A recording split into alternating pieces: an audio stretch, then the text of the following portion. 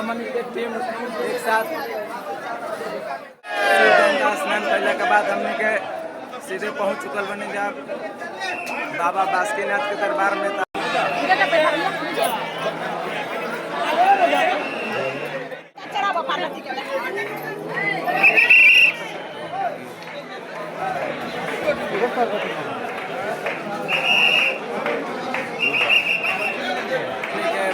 बासुकीनाथ मंदिर पर जल ढार देने जा और आप सभी के बासुकीनाथ बाबा का मंदिर देखाओ तनी आप लोग दर्शन कर ली। हमनी के दर्शन हो चुकल बाटे तो आप लोग भी दर्शन कर ली बाबा के।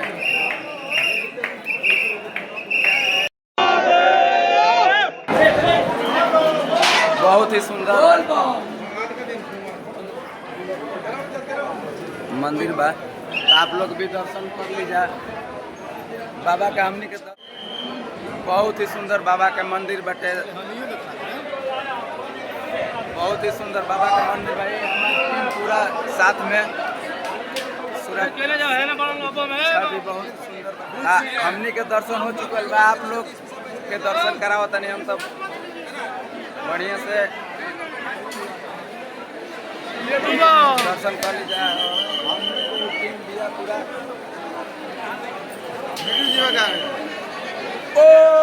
पार्वती पते हर हर महादेव।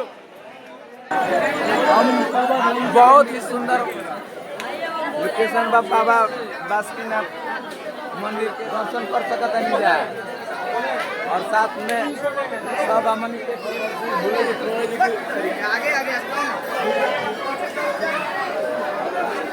आप लोग बना रही वीडियो में तो हम करावतानी से आप सभी के बासुकीनाथ बाबा के मार्केट नज़ारा।